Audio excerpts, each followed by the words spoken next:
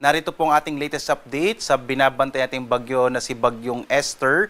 Ito po yung low pressure area na minomonitor natin itong mga nakaraang araw at naging isang ganap na bagyo na nga po. Ito po yung as of 5 a.m. update natin ngayong araw ng Biyernes, June 5, 2026. Sa ating latest satellite images, makikita po natin, and narito po yung ating latest update sa bagyong si Esther. Ito po yung dating ang low pressure area kahapon.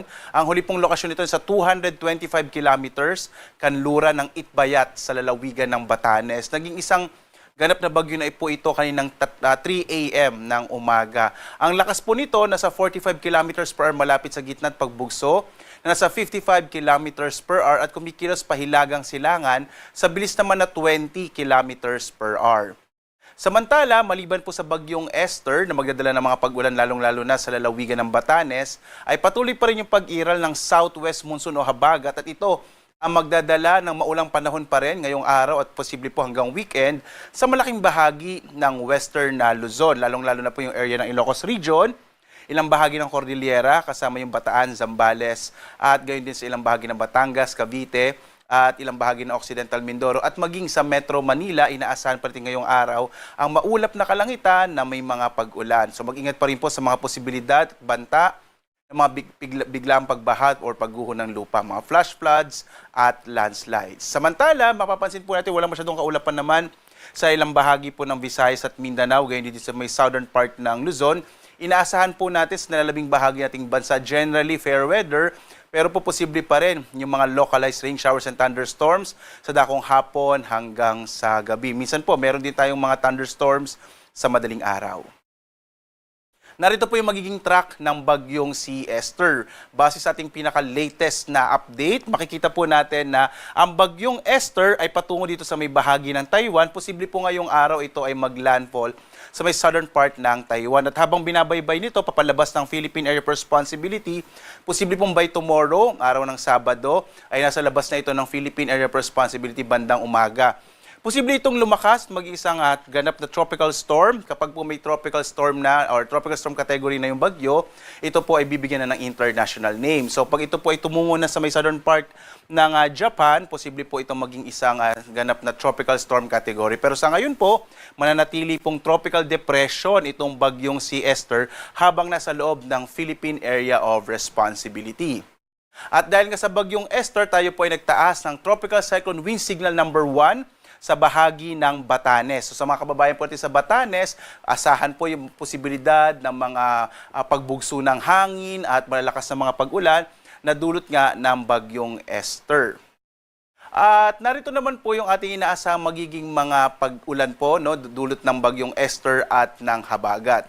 Ngayong araw, inaasahan po natin ang maulang panahon pa rin, lalong-lalo na sa bahagi ng Ilocos Sur at La Union, at gayon din po sa area ng Ilocos Norte, Abra, Benguet, Pangasinan at Zambales. Mag-ingat po muli sa mga posibilidad ng mga flash floods at landslide na dulot po ng malalakas na mga pag-ulan. Ito ay dulot ng habagat. Samantalang ang malalakas na mga pag-ulan sa may area ng Batanes ay dulot naman ng bagyong Esther.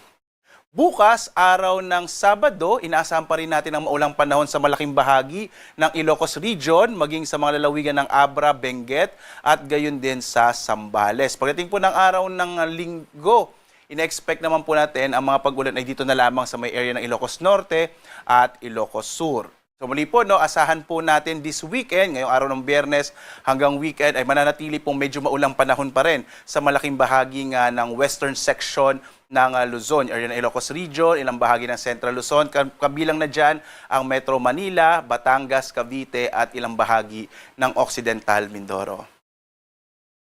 Samantala po, sa lagay naman ng ating karagatan, unahin po muna natin yung mga lugar na may mga magpagbugso po ng hangin. Ngayong araw, bagamat wala naman pong nakataas sa tropical cyclone wind signal sa ibang pambahagi ng Luzon, maliban sa Batanes, posible pa rin yung mga pagbugso ng hangin na dulot pa rin yan ng habagat.